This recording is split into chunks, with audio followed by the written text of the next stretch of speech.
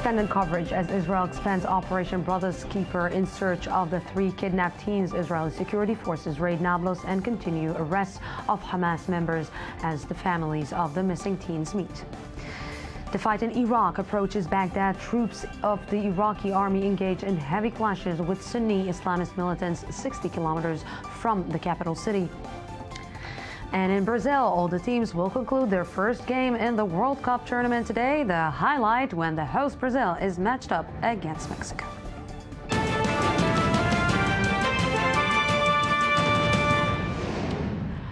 Welcome back to the news today. This is the Daily Debate. The sweeping advance of the Al-Qaeda-linked organization ISIL through western Iraq has sent shock waves across the region.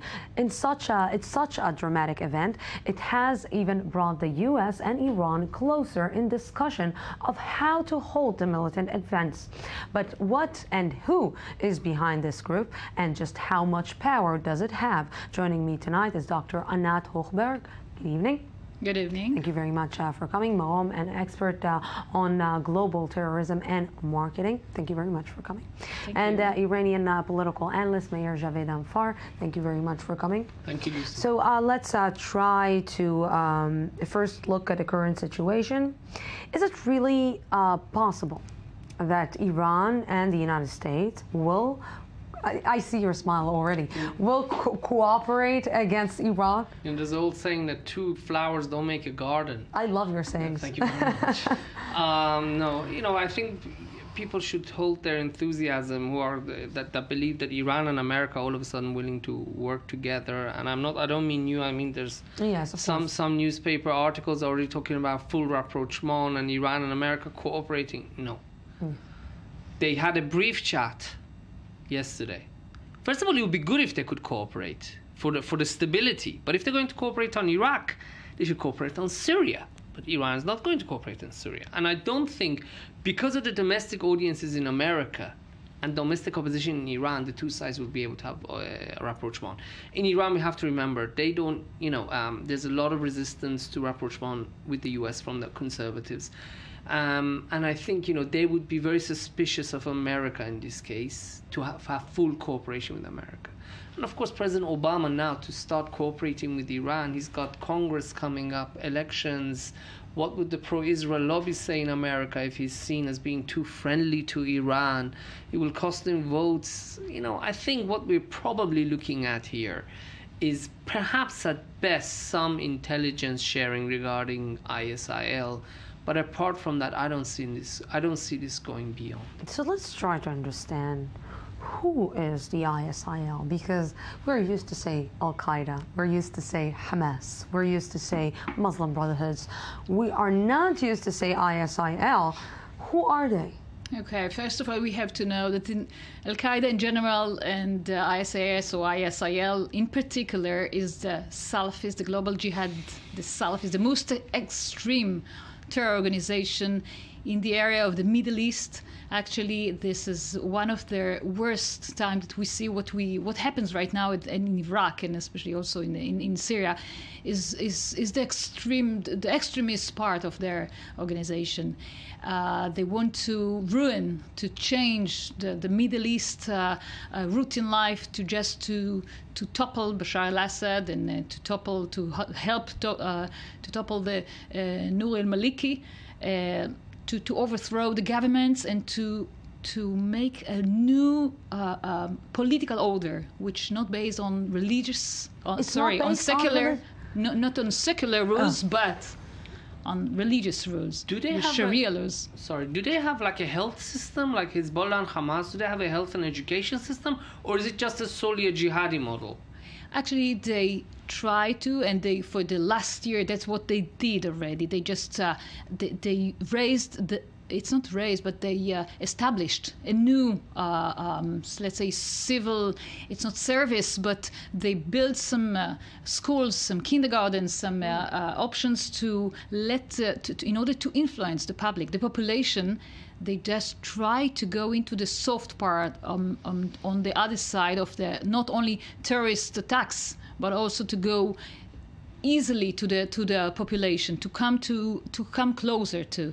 We saw it in Syria, and we see it right now in Iraq. But when you see this amount of people being murdered and being killed and being exploded, this is the way that the population in these countries are, you can actually convince them that you are doing good to them when you're killing your own people? It's not to convince them. You cause them to be feared of. You listen, Al-Qaeda is a big changer here. It has a lot of power, which goes on one hand on fear and obedience and just because we're afraid of what they're doing, it's better to go to your to your foe, to your enemy, instead of be slaughtered and to be murdered by the terrorist organization. But on the other hand, if you look further, when we look at what's going on in the internet, in the social networks, there's lots of works done there in order to influence people to come over, and the radicalization and all what's going on now with the militant messages that they're just promoted and distributed all over the social networks. It works because it consists when they repeat the messages, they go into they influence the hearts and minds of the Muslim people. So let's try right now to get back to Iran and the United States, and try to explain to me, Meir, how come Iraq is different than Syria in the eyes of the United States? This is a very good question, actually, because you see, if Assad used chemical weapons against Syrian people, Assad crossed President Obama's red line. He did nothing. If Obama now attacks Iraq, he didn't attack in Syria. If he attacks Iraq, he would be sending a message to WMD, people who are intending to use WMD in the future, that politics and self-interest come before use of the WMDs. And I support President Barack Obama, but I think this is one of the gravest mistakes he's made.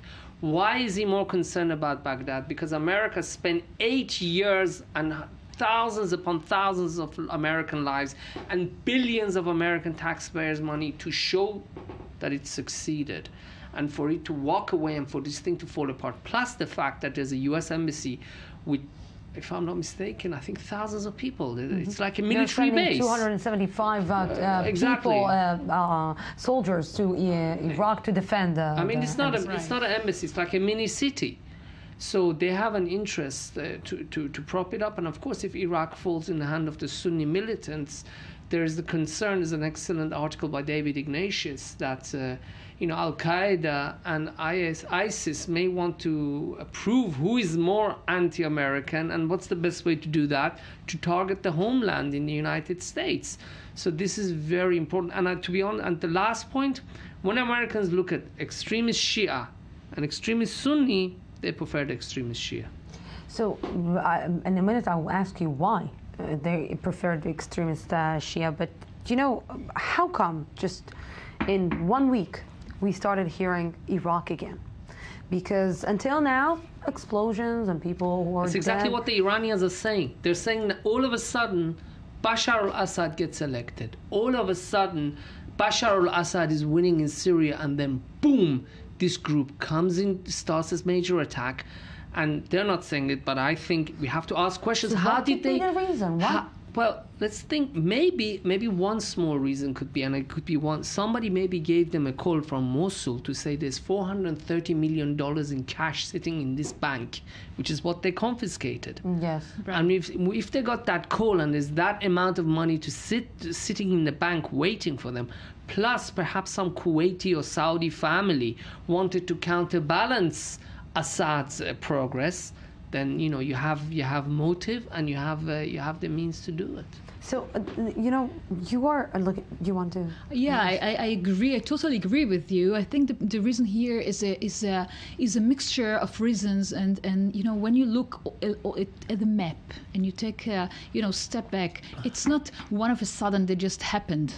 A week ago Bashar al-Assad was elected. It's not that suddenly it happens.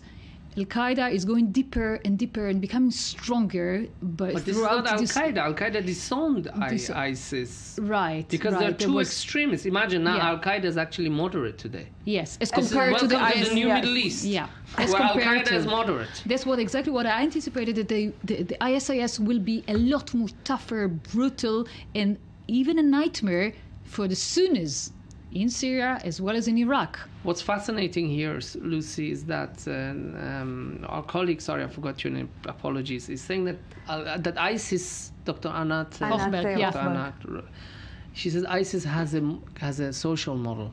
Al-Qaeda, as far as I know, did not have a social model. And with these movements, it's the social model that gives them longevity. It's the social model that gave Hamas the longevity, gave Hezbollah the longevity.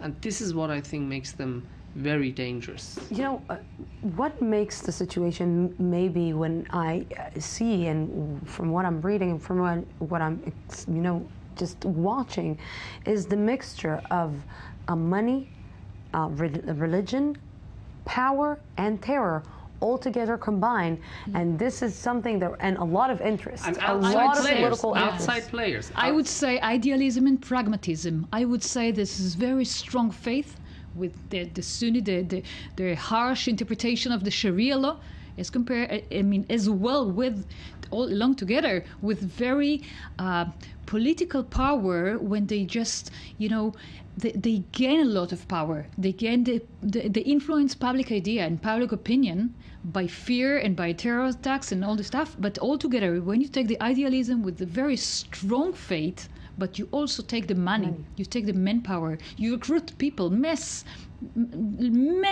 thousands of people that come from abroad, not only from Arab states, but also from Europe and the States. You put it all together, nobody can stand by them. Point. There's three factors here. The Sunnis being discriminating against Shia in all Sunni countries. Just look at Bahrain and look at Saudi Arabia. The Shia, where they have the majority, isolating the Sunnis. Look at what Nouri al-Maliki has done. Look at Iran. Tehran is the only capital city in the Middle East where a Jew can build a synagogue, but a Sunni can't build a mosque. Right. So you have on the two sides. Plus, in 2 years, there have been more foreign jihadis fighting in Syria than the 10 years in Afghanistan. And you know what, Lucy? Sometimes these foreign jihadis who turn up from Belgium, from the UK, they are more fanatic than the people who live here. And this is one thing that really makes the situation far more toxic than it is. I want to take it maybe one step forward, and maybe this is for Iran plays perfect in their cards, because for Iran right now, the entire world, what you're saying, from what I'm hearing from you, this is even more dangerous than maybe a nuclear bomb, because the influence that you can have on people with money, with power, with religion, it's bigger than just to have a bomb and sanctions. And I don't think it's more dangerous than the sanctions, because the regime can't lose stability because of this, but it can lose stability over sanctions. But one thing that's very important for Iran has to defend its interests when there's extremist Sunnis who are slaughtering Shia in Iraq, because if Iran doesn't protect its allies in Iraq, nobody's going to rely on Iran. So in the short term, it's a victory for Iran, but in the long term, I think that the Revolutionary Guard may have just walked into a trap. Look at it. Look at Iran. They are stuck in Syria. Yep. It costs lives. It costs money, and it gets them isolated. Now they're stuck in Iraq. It costs lives, it makes them isolated, and they're going to have casualties. Iran is now involved in two battlefields in this region. This is really going to drain the Revolutionary Guard, and it's going to make them even more isolated. So yes, Iran does have its own interests, but if you look at the other side of the coin, now when the Arabs look at Persians, there are Persians in Syria, there are Persians in Iraq, and this is going to make this region, unfortunately, an even more miserable place than it even is. That's why I also argued that's why the global jihad is becoming stronger. Because they're racist also. Yeah. They don't refer to Iranians as Shia, they refer to Iranians as Safavi Shia. Because Safavis were the first Persian dynasty who brought Shiism. So not only they're not proper Shia, they're like Persian fake Shia. Anat, you started saying a sentence. No, I just said that the reason that we should look and just make all the preparations regarding the global jihad is that it's not there. It's not theirs. It's ours problem. It's all over all the country. I mean, all the regions. Sorry, not only in Israel, but as far as Iran becoming a bit weaker by daily, by weekly, or by monthly time, we just have to, I think, to focus on the global jihad in the Middle East. We are trying to focus. We have only 45 seconds. And what I wanted to ask you, you started saying that for the United States, they prefer Shia and not Sunni. How come? Because they're afraid. This is the first, what I can say. They're afraid of committing again to another country to go to help to Syria and Iraq. They cannot. Iraq's supposed to be there. So, unfortunately, I have only 16 minutes with you. Dr. Anat Hochberg Meir, thank you very much for coming. Thank you. And Meir Javedanfar, always a pleasure. Thank you very much. And we're going out for a small break, 2-minute break, and then we will be back for the I-24 News one-on-one. Don't go anywhere.